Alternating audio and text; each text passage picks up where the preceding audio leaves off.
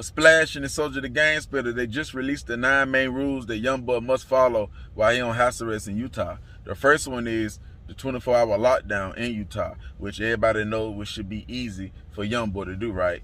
The second one is electronic location monitoring. That's in Utah. All that's covered already. That's an easy one. Number 3, travel restrictions. Of course, Utah, but some parts in Baton Rouge, that's probably his mama house or his grandma house or his daddy house, whoever main family he rock with, they people houses and stuff like that. Maybe probation officers and stuff like that, court in Baton Rouge. If you got to go down there, if he's still fighting the case down there.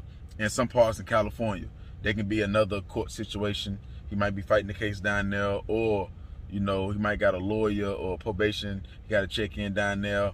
And since Baton Rouge, I ain't gonna say Baton Rouge, but since California is on the market and you can get permission in California, so really with the club promoters and everything, that's how they had to base their shows. If you get permission to do like a day party, or let alone them giving you a nighttime party, and you can do regular hours. But one of your 9 rules, you do got a curfew as far as like the visitors. No visitors between, I think, 9 o'clock at night and 7 a.m. in the morning, something like that.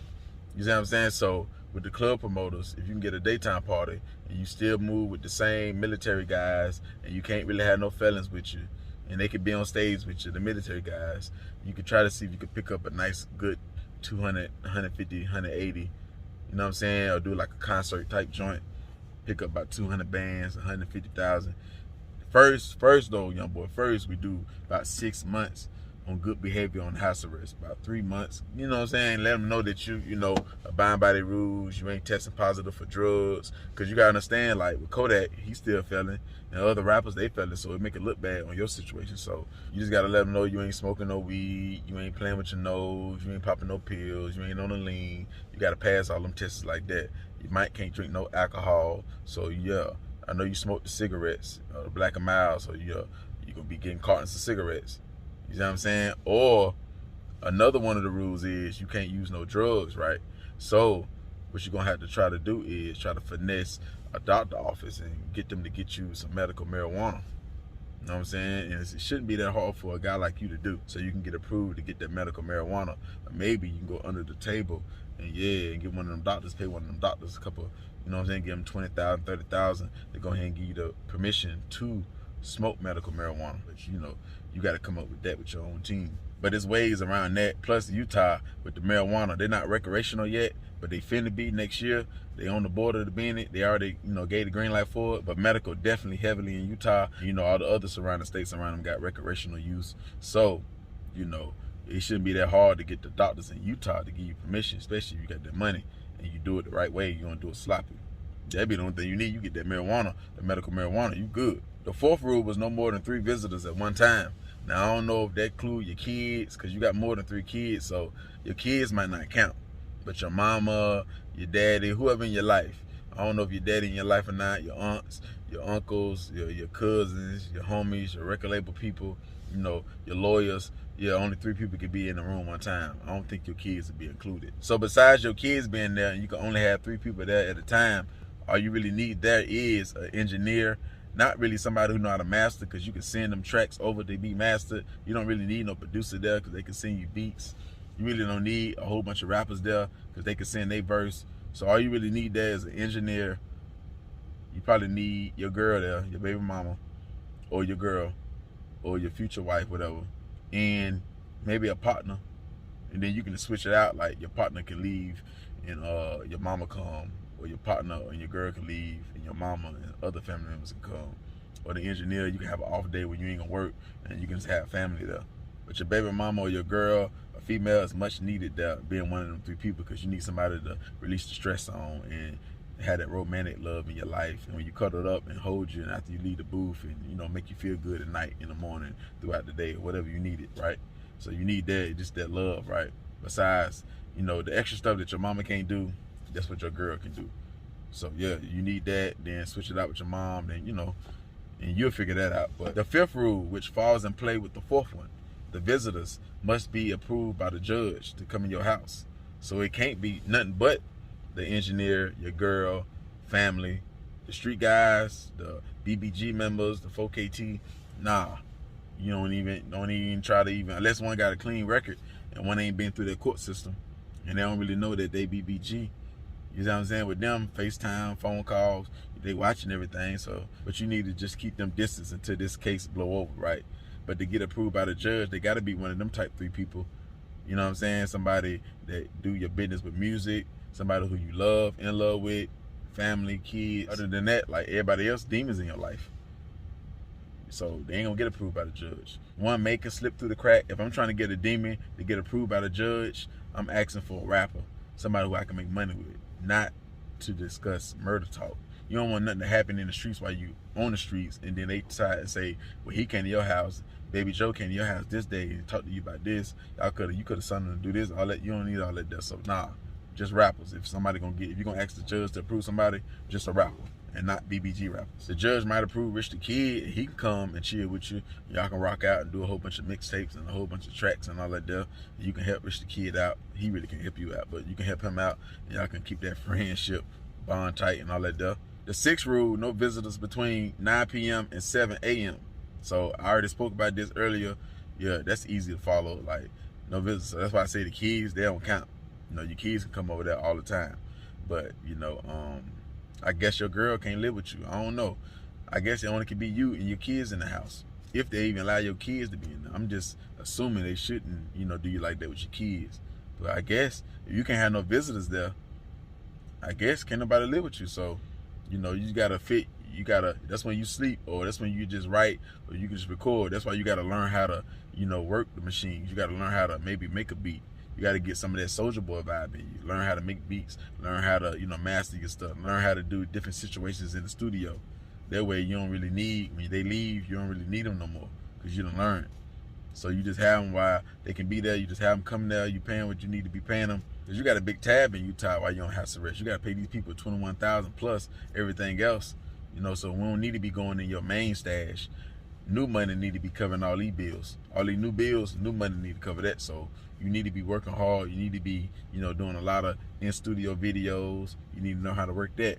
You need to learn how to, you know, do a lot of recordings when you just, you know, go live more, you know, keep the people in your face, you know, while you're out, so you can make that money. Yeah, we don't need to be going to the stage we already built up, taking 20,000 every week out, taking 50,000, 100,000 every day. You taking 50,000, 20,000, 30,000 out, and you're blowing it, or just using it, having it on your line. You won't even do none of that. Every day you're going to the bank or sending somebody to the bank, taking 50,000, 100,000 out. You're gonna go broke like that. Even if you got 20 million or 10 million, you're gonna go broke like that. Nah. So we need them new checks. If YouTube, you know, demonetize your channel, or other platforms demonetize your channel, then we run it up with the album sales. Since we can't do too many shows and stuff like that, yeah, we run it up on the features, you know, and we go hard with the features and everything, the videos. Maybe I can just send my, if I can get a permission to get you to come do the video with me, or we can just split it up. I can shoot my part at my house, and, you know, you shoot yours and put it together and make it look real good. But yeah, we can do that though. And you know, that just keep the bills paid. You know, charge maybe 60,000 for a verse, or 70,000. You might be charging 100,000, 120,000, 80,000 for a verse. Since you're YoungBoy, you just keep your feature prices the same. I just don't want you going to your stash and grabbing all that extra cash. Plus you gotta pay taxes, and you gotta pay all this new court costs and feds and all this stuff. Nah, that's too much. And you can't move around and get the big bag like you supposed to be getting. Nah, all these restrictions and all that stuff. Nah, so we don't need it. So we gotta work extra hard. You know, you already got a lot of material, so you just gotta put it out there and get the money. They're trying to block all these different doors. You know, they want to see you starving. They want to see you sell stuff. They want to see you sell your cars. So nah, we just gotta play their little game, and yeah, play by their rules, and figure out how to add your sauce and drip in their rules, and then you'll get the money. You'll get the M's. You'll get the hundreds of thousands. The main focus is not going to that stash and, you know, paying these new bills, paying this new Fed case. No, the new you that just came out, that's what's gonna take care of this case right here. That's what's gonna take care of this fines with the security and all that there. Cause we ain't got time. You see what happened to T.I. You see what happened to Boosie. I'm talking about the money that they had. The Fed, I'm telling you, like, we ain't got time to be going under. The network ain't dropping. So, you know, just gotta be more friendly as far as like opening to do verses with people. Unless you don't mind, unless you don't care about going into your stash and spending it all, trying to, you know, keep that same, you know, cocky image and all that stuff. But nah, you still can keep that cocky image, but, you know, just, you know, open the door up a little bit, teeny bit, whoever want to pay, not whoever, but you know, 50,000, 40,000, 60,000 for a verse. You give them 8 bars, you give them 6 bars, give them a hook, give them some ad libs for about 20,000, 30,000. You know what I'm saying? And other stuff, your manager and all that does, they can come up with other ways you can get paid. You still can do drops in the house for people and charge 20,000, 30,000, 50,000, 40,000, wherever your range is. You still can promote other people's businesses in your house. There's still other different ways to get little bags that can afford that, you know what I'm saying, security a week. I don't want you going into your real stash to pay that security a week. That's going to add up, 20,000 per week. So nah, you just do a drop for 20,000 per week. You know what I'm saying? You good enough for one drop for 20,000 or 30,000 per week, at least one. You know what I'm saying? Or every other week. But that's just a lot of situations you got to adapt into your brain and make sure you don't overspend and make sure the new money coming in taking care of these new problems. We don't need old money fighting new problems. Nah. The 7th rule, can't break no laws, which that's understanding on any probation or any type of situation when you coming out of jail. Even if you're not on probation, they don't want you breaking no laws, so ain't no need for me to explain that.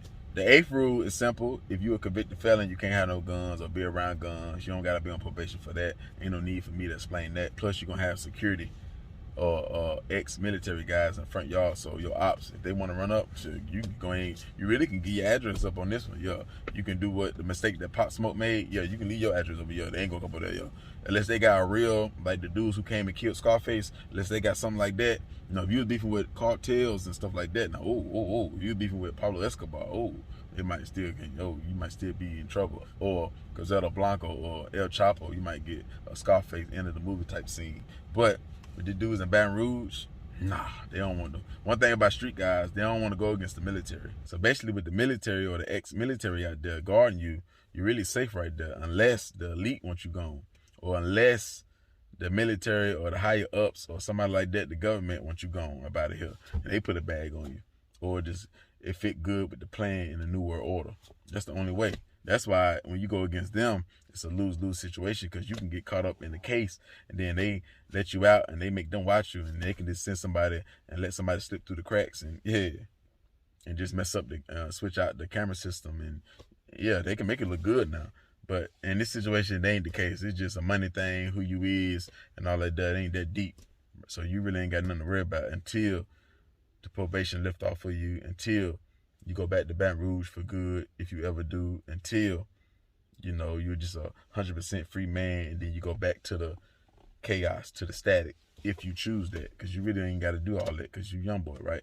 And number 9, the last rule, which I explained earlier, you can't do no drugs unless you get permission. I already explained that one already, so just go back. You in Utah, you got to get permission from the doctor to get that medical marijuana. So I explained how you got to do that, or how you should do that, right? So that's my take on this conversation right here, man. That's your rules, dog. You got to do what you got to do.